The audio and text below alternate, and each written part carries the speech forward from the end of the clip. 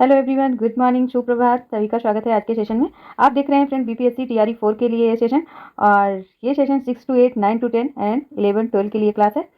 तो फ्रेंड आप ज़्यादा से ज़्यादा वीडियो को शेयर करिए, लाइक करिए, पहली बार है तो सब्सक्राइब कीजिए, ठीक है। इंपॉर्टेंट है, प्रीवियस ईयर का क्वेश्चन है। 2024 के क्वेश्चन हमने देख लिए थे, आज हम 2023 के क्वेश्चन देखेंगे।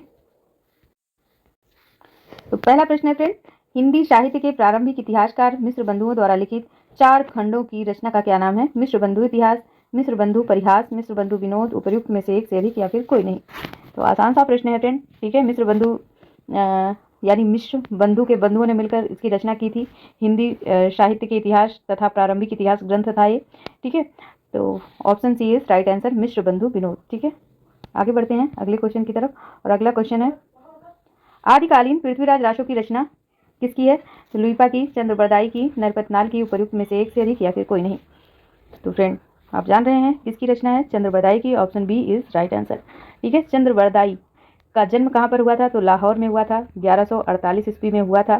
पृथ्वीराज चौहान के ये मित्र माने जाते हैं, ठीक है।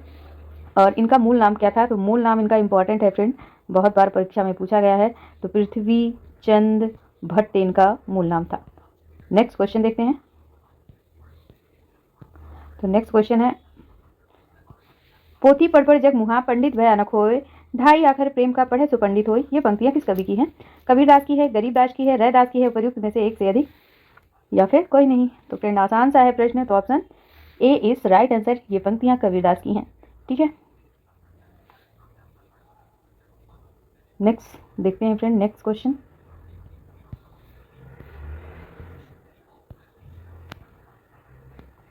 नेक्स्ट क्वेश्चन है, हिंदी में सूफी प्रेमाख्यान लिखने वाले कवि कौन है? मलुकदास हैं, बीरभान हैं, मलिक मोहम्मद जायसी हैं, उपयुक्त में से एक से अधिक या फिर कोई नहीं। तो हिंदी में सूफी प्रेमाख्यान लिखने वाले कवि मलिक मोहम्मद जायसी हैं, ठीक है। तो option C is right answer. Malik Mohammad Jayasi friend एक सूफी काव्य के प्रतिनिधि कवि माने जाते हैं। 900 हिजरी के आसपास इनका जन्म हुआ था, ठीक है। अगर हिजरी का मतलब सन में 1492, ठीक है। 1 सेकेंड, राइटिंग क्यों नहीं हो पा रही है, ठीक है। तो 1492 में इनका जन्म हुआ था। एंड हाँ, ये रायबरेली के आसपास के जनपद या कस्बे में इनका जन्म हुआ था। जायस नामक स्थान पे रहने के कारण इनका नाम जायसी पड़ा है, ठीक है। इनकी ग्रंथ आप जान ही रहे हैं, रचना कौन सी है? तो पद्मावत, आखिरी कलाम, अखरावट, मसलनामा, कहरनामा। और इनके अक्षय कीर्ति के आधार ग्रंथ कौन माने जाते हैं? तो पद्मावत माना जाता है। बहुत बार क्वेश्चन बना हुआ है इस पर, तो याद रखेंगे। आगे बढ़ते हैं, अगला क्वेश्चन है।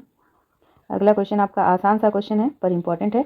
भक्ति काल के किस कवि के नाम के पूर्व गोस्वामी लगाया जाता है? ईश्वरदास, तुलसीदास, अग्रदास, उपयुक्त में से एक से अधिक या फिर कोई नहीं। तो friend option B is right answer, Goswami Tulsidas. चलिए बताइए, गोस्वामी तुलसीदास का जन्म कब हुआ था? तो गोस्वामी तुलसीदास का जन्म फ्रेंड 1511, ठीक है। ये क्या हो रहा है, ठीक है। 1511 से 1623 ईस्वी इनका जन्म माना जाता है।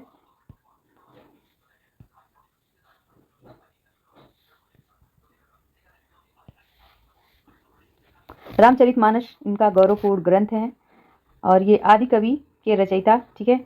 आदि कवि रचयिता कौन कहलाते हैं? तो वाल्मीकि कहलाते हैं फ्रेंड, महर्षि वाल्मीकि। और इन्हीं के अवतार भी माने जाते हैं कौन? तुलसीदास। कैसे हो रही है, चलिए नेक्स्ट क्वेश्चन पर चलते हैं। तो नेक्स्ट क्वेश्चन क्या है? आसान सा क्वेश्चन ये भी है, उत्तर मध्य काल को रीति काल की संज्ञा किस विद्वान ने दी? तो मिश्र बंधु, हजारी प्रसाद द्विवेदी, आचार्य रामचंद्र शुक्ल, उपयुक्त में से एक से अधिक या फिर कोई नहीं। तो उत्तर मध्य काल को रीति काल की संज्ञा किसने दी? कौन सा ऑप्शन आपका राइट होगा फ्रेंड? तो option C is right answer, Acharya Ramchandra Shukla ने दी। चलिए बताइए, रीति काल का समय कब से कब तक माना जाता है? तो रीति काल का समय फ्रेंड 1650 से, मैं बड़ा ही लिख रही हूँ, ठीक है, क्योंकि यहाँ पे राइटिंग नहीं हो पा रही है। 1650 से 1857 ईस्वी तक रीति काल का समय माना जाता है, ठीक है। और जॉर्ज ग्रियर्सन ने इसे क्या कहा है?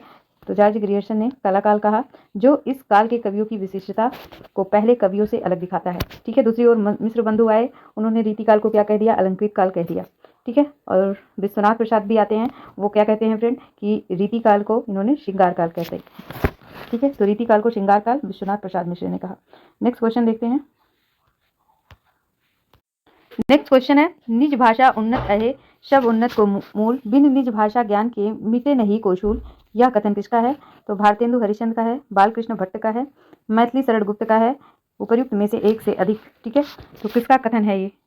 तो फ्रेंड ये प्रसिद्ध दोहा है किसका? भारतेंदु हरिश्चंद्र की कविता से यह दोहा है। ठीक है, निज भाषा से दिया गया है।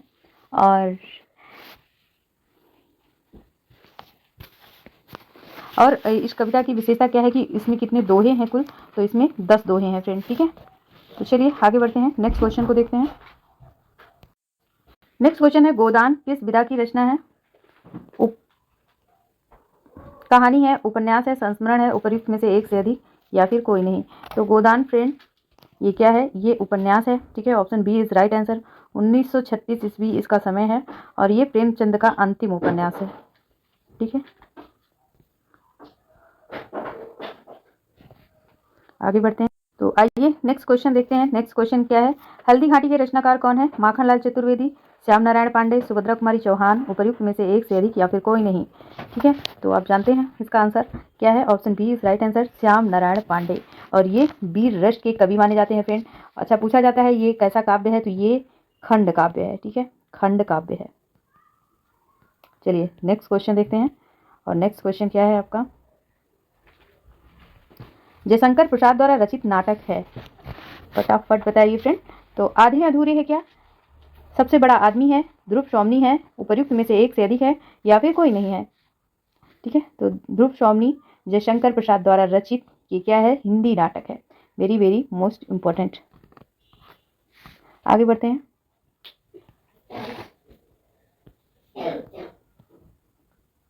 अगला क्वेश्चन है, चलिए नेक्स्ट क्वेश्चन है, रिक्त वाक्य की पूर्ति के लिए शब्दों का चयन करना है।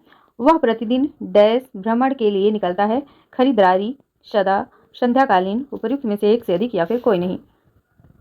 तो वह प्रतिदिन संध्याकालीन किसके लिए निकलता है फ्रेंड? ठीक है, तो वो भ्रमण के लिए निकल रहा है, संध्याकालीन निकल रहा है। Option C is right answer.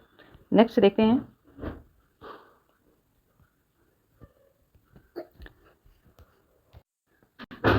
One 121 number का क्वेश्चन है, वाक्य के प्रारंभ में जैसे और मध्य में वैसे का प्रयोग होने पर किस प्रकार के वाक्य की रचना होती है?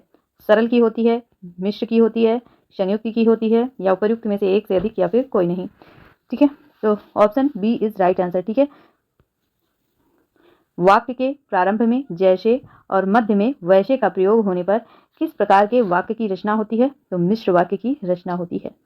ठीक है, जैसे जैसे बता दिए, जैसे कि, जो कि, जितना, उतना, जैसा, वैसा, जब, तब, जहां, वहां, जिधर, उधर, यद्यपि, यदि, अगर, ये सब आए तो। ठीक है, आगे बढ़ते हैं अगले क्वेश्चन पर। तो अगला क्वेश्चन है फ्रेंड, अच्छा इस प्रश्न का मैं पढ़ रही हूँ प्रश्न को। ठीक है, इसका टोटल तो नहीं मिल पाएगा, मैं प्रश्न को पढ़ रही हूँ, आप सुने। प्रश्न है आपका, उदित उदयगिर मंच पर रघुबर बाल पतंग, बिखरे संत सरोज सब, हर्षे लोचन रिंग। ठीक है, तो इसमें अलंकार बता देना फ्रेंड, कौन सी अलंकार योजना की गई है? उपमा, उत्प्रेक्षा, रूपक, उपर्युक्त में से एक से अधिक या फिर कोई नहीं।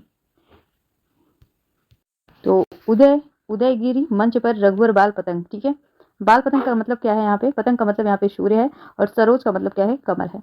तो इसमें कौन सा अलंकार है फ्रेंड? तो यहाँ पे रूपक अलंकार है। Option C is right answer. चर्चित प्रश्न है फ्रेंड, आपको याद ही होगा, किसी वजह से पूरा प्रश्न नहीं ले पाए या गलती हो गई ये कह सकते हैं। अति कटु वचन कहति कैकेयी, मानहु लोन जरे परति देई। इनमें कौन सा अलंकार है? अति कटु वचन कहत कैकेयी, मानहु लोन जरे पर देई। इनमें कौन सा अलंकार है? विरोधाभास, उत्प्रेक्षा, रूपक, उपर्युक्त में से एक से अधिक या फिर उपर्युक्त में से कोई नहीं। तो फ्रेंड इसमें कौन सा अलंकार है? उत्प्रेक्षा अलंकार है। ठीक है, जनु, मनु, मानहु, ठीक है, यू, मनहु, ठीक है, मानव नहीं होगा, मनहु, मानव, ये सब चीज़ें आए तो यहाँ पे कौन सा अलंकार होता है? उत्प्रेक्षा अलंकार होता है। नेक्स्ट क्वेश्चन देखते हैं। मोम सा तन घुल चुका अब, दीप सा मन जल चुका अब, इनमें कौन सा अलंकार है? उत्प्रेक्षा है, उपमा है, रूपक है, उपर्युक्त में से एक से अधिक या फिर कोई नहीं है।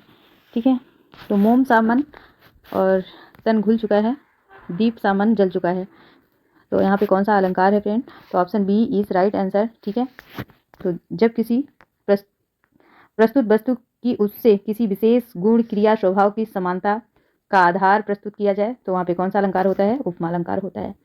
ठीक है, इसका वाचक शब्द सा, सम, ये सब देखने को मिलता है। नेक्स्ट, तो नेक्स्ट क्वेश्चन है फ्रेंड, सामान्य रूप से काव्य गुण के कितने भेद हैं? 3 हैं, 5 हैं, 7 हैं, उपर्युक्त में से एक से अधिक, उपर्युक्त में से कोई नहीं। तो सामान्य रूप से काव्य के कितने भेद हैं? बहुत आसान सा प्रश्न है फ्रेंड, तो 3 भेद होते हैं। Option A is right answer.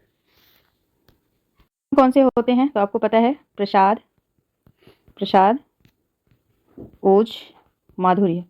ठीक है, यही तीनों मेन गुण माने जाते हैं फ्रेंड काव्य के। वैसे आचार्यों ने बड़ा मतभेद भी है इसको लेकर, किसी ने 10 भी माने हैं। तो चलिए नेक्स्ट क्वेश्चन पर चलते हैं। अगला क्वेश्चन है, इनकी गाथा छोड़ चलो झांसी के मैदानों में, जहां लड़ी थी लक्ष्मीबाई, मर्द बनी मैदानों में, इनमें कौन सा काव्य गुण है? माधुर्य है, ओज है, प्रसाद है, उपर्युक्त में से एक से अधिक है या फिर कोई नहीं है। ठीक है, तो फ्रेंड यहाँ पे ओज गुण है, option B is right answer. ठीक है, तो ऐसी कविता या ऐसा काव्य जिसे पढ़कर जोश आ जाए, आप उत्साहित हो जाएं, ठीक है, करने के लिए ओज के गुण उत्पन्न हो जाएं। ठीक है, तो वहाँ पे कौन सा गुण होता है? ओज ही होता है, उत्तेजित हो जाएं। ठीक है, उत्तेजना जागृत हो रही है तो वहाँ पे ओज गुण होता है। चलिए आगे देखते हैं अगले क्वेश्चन को, और अगला क्वेश्चन आपका यहाँ पे है, ऑप्शन नेक्स्ट पेज में है।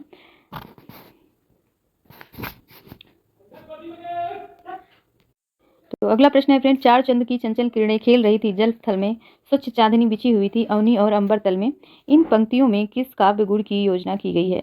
ठीक है, तो इन पंक्तियों में किस काव्य गुण की योजना की गई है फ्रेंड? तो चलिए हम ऑप्शन की तरफ चलते हैं, यहाँ भी काव्य गुण पूछ लिया गया है।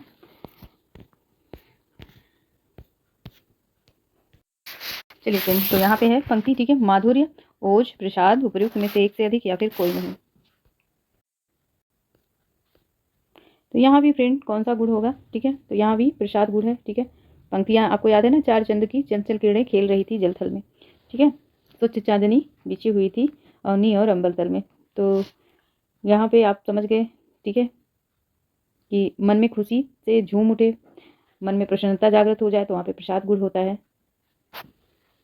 चलिए आगे बढ़ते हैं अगले क्वेश्चन पर, और अगला क्वेश्चन क्या है, रस निष्पत्ति के अस्थायी भाव के अतिरिक्त कितने तत्व माने गए हैं? 3, 4, 5, उपर्युक्त में से एक से अधिक या फिर कोई नहीं। ठीक है, तो option A is right answer.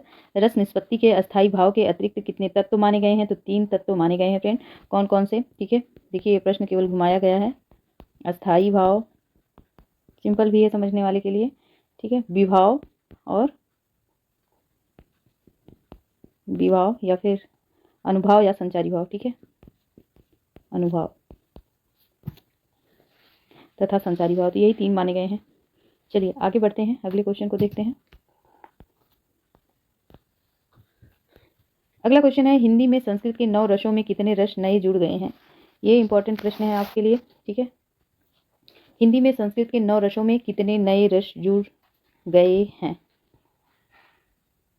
2, 3, 4, उपर्युक्त में से एक से अधिक या फिर उपर्युक्त में से कोई नहीं। तो option A is right answer. ठीक है, 2 रस जुड़ गए हैं।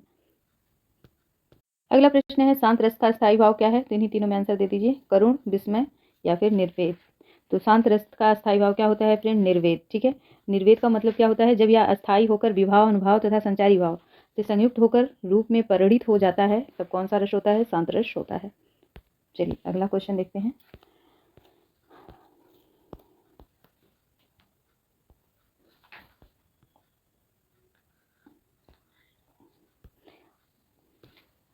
अगला क्वेश्चन है फ्रेंड, अति कटु वचन कहत कैकेयी मानव लोन जरे पर देई, इसमें कौन सा अलंकार है? विरोधाभास है, उत्प्रेक्षा है, रूपक है, या फिर उपर्युक्त में से कोई नहीं है।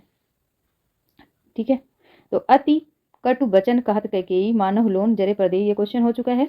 ठीक है, रिपीटेड है, तो उत्प्रेक्षा अलंकार है यहाँ पे। ठीक है, उत्प्रेक्षा अलंकार के वाचक शब्द जनु, मनु, इयु, मानव, मनो, ठीक है, ये सब देखने को मिलते हैं, तो वहाँ पे उत्प्रेक्षा अलंकार होता है। तो ये भी प्रश्न हो चुका है आपका, ये नहीं हुआ था। एक्चुअली कुछ पैसेज के प्रश्न है तो वो मैंने स्किप किए हैं, क्योंकि वो तो खुद से ही करने होते हैं। ठीक है, तो वो इसीलिए बीच बीच से क्वेश्चन आ गए हैं। अगला प्रश्न है फ्रेंड, दोहा छंद के प्रत्येक पंक्ति में मात्राओं की योजना क्या होती है?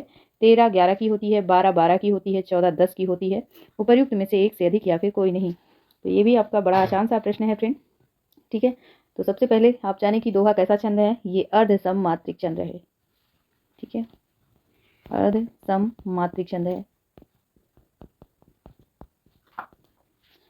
और सम चरणों के अंत में गुरु, गुरु और लघु देखने को मिलते हैं। तो ये चीज़ ध्यान रखना है। इसमें मात्राएं कितनी होती हैं? इसमें 13 और 11 की मात्राएं देखने को मिलती हैं। ठीक है, तो तृतीय चरण में, प्रथम और तृतीय चरण में 13 मात्राएं, 13 13, द्वितीय और चतुर्थ चरण में 11 11 मात्राएं देखने को मिल जाती हैं। चलिए अगला प्रश्न देखते हैं। अगला प्रश्न क्या है? अगला प्रश्न है, असकहि फिर चितई तेहि ओरा, सिय मुख ससी भय नयन चकोरा, इसमें किस छंद की योजना है? दोहा, सोठा, चौपाई, उपर्युक्त में से एक से अधिक या फिर कोई नहीं। ये दोनों ऑप्शन कितने खतरनाक होते हैं कि बता नहीं सकते। ठीक है, तो असकहि फिर चितई तेहि ओरा, सिय मुख ससी भय नयन चकोरा, इसमें किस छंद की योजना है? तो फ्रेंड, इसमें चौपाई छंद की योजना है, और आपको पता है चौपाई में 16 मात्राएं होती हैं, और इसके अंत में आपको गुरु देखने को मिलता है। इसका आप ध्यान रखिएगा, और मैंने बहुत अच्छे से पढ़ाया है काव्य शास्त्र। ठीक है, आप ज़रूर देखिएगा, और एक अलग से कोचिंग के नोट्स नाम से प्लेलिस्ट है, आप ज़रूर चेक कीजिएगा, पूरा डिटेल से है, और 7 से 8 वीडियो में ख़त्म कर दिया गया है फ्रेंड पूरा काव्य शास्त्र। तो चलिए आगे बढ़ते हैं। काव्य शास्त्र का मतलब उसमें अलंकार वगैरह सब कुछ है। ठीक है, समाहित है, इसीलिए मैंने इस बात का जिक्र किया।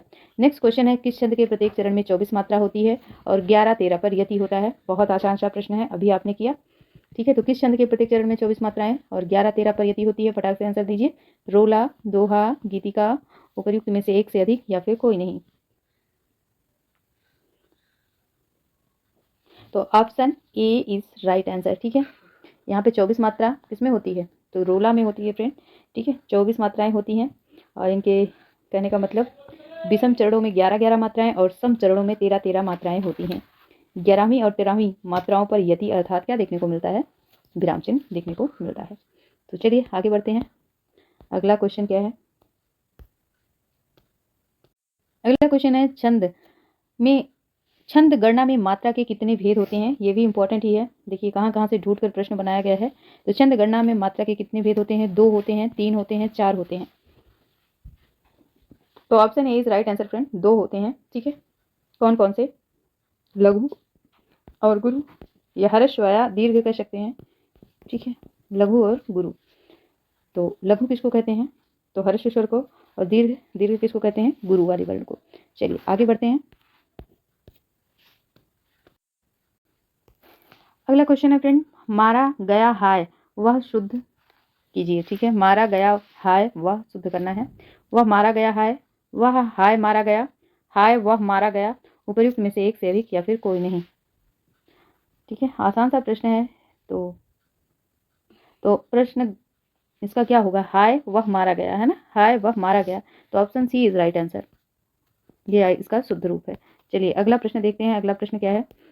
आज रविवार का दिन है, शुद्ध कीजिए। आज रविवार दिन है, आज रविवार है, आज रविवार है, उपर्युक्त में से एक से अधिक या फिर कोई नहीं। तो friend option C is right answer, आज रविवार है इसका शुद्ध रूप है। अगला क्वेश्चन है,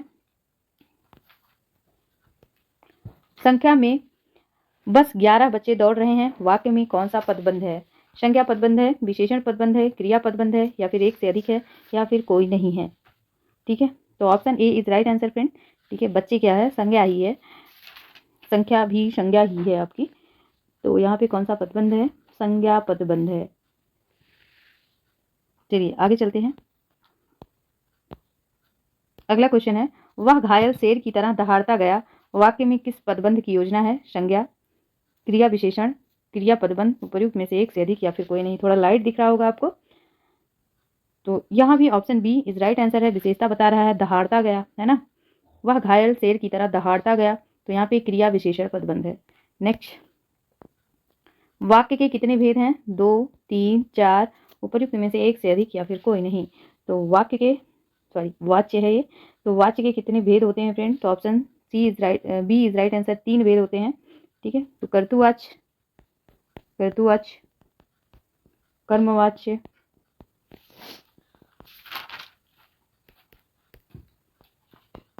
कर्मवाच्य, भाववाच्य, है ना। चलिए आगे बढ़ते हैं।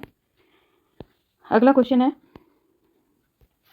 मुझसे भागा नहीं जाता वाक्य में किस वाच्य की योजना है? भाववाच्य, कर्मवाच्य, कर्तुवाच्य, उपर्युक्त में से एक से अधिक। तो मुझसे भागा नहीं जाता वाक्य में वाच्य की योजना क्या है? यहाँ पे भाववाच्य है। Option A is right answer. Next question है, आज्ञार्थक वाक्य वाक्य के डैश आधार पर वर्गीकृत नाम है? शैली आधार, अर्थ आधार, संरचना आधार, उपर्युक्त में से एक से अधिक या फिर उपर्युक्त में से कोई नहीं। तो option B is right answer, अर्थ आधार, ठीक है। चलिए अगला क्वेश्चन देखते हैं फ्रेंड। अगला क्वेश्चन इंपॉर्टेंट है, इसको ऐसे ही देखिए आप, नहीं तो ये हट जाएगा। बालदी विशाल विकराल जाल जाल मानो लंक लील कुकाल रश न पसारी है, कैदो बेम बीतिका भरे भूरी धूमि केतु वीर रश वीर तलवार सी उघारी है। पंक्तियों में किस रस का परिपाक किया गया है? ठीक है, हास्य रस का, भयानक रस का, शांत रस का, उपर्युक्त में से एक से अधिक या फिर कोई नहीं। तो फ्रेंड भयानक रस का परिपाक किया गया है। लंक लीलवे को काल रचना प्रसारी है, तो यहाँ पे भयानक रस है, भयानक दृश्य के कारण भय उत्पन्न हो रहा है, ठीक है। और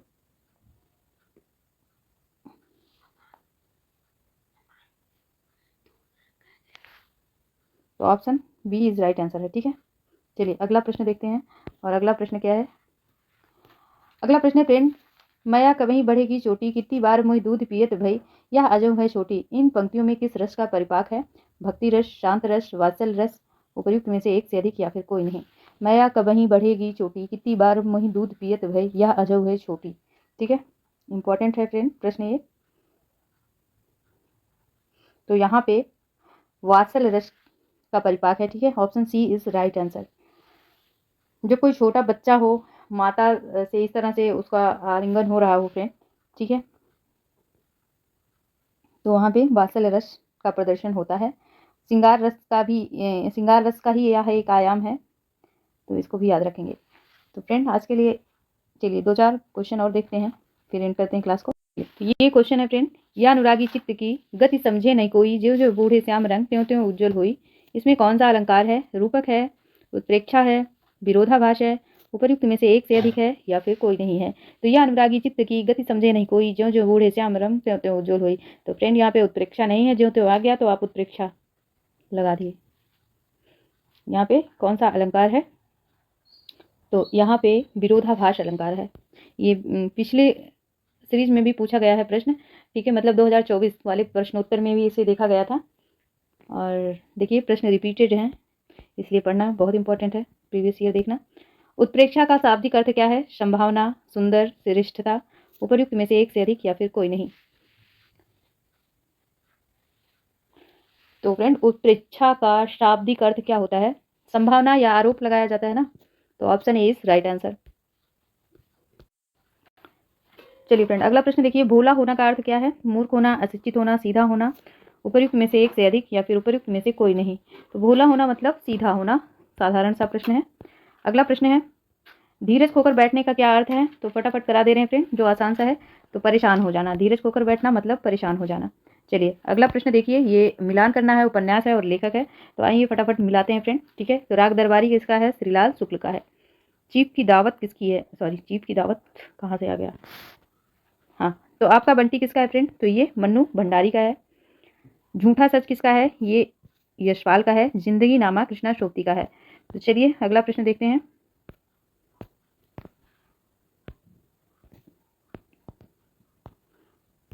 अगला प्रश्न है, गणेश में कौन सी संधि है? स्वर संधि है, व्यंजन संधि है, विसर्ग संधि है, उपर्युक्त में से एक से अधिक या फिर कोई नहीं। तो गणेश में फ्रेंड स्वर संधि है, और हमने ट्रिक बताया था आपको, ठीक है।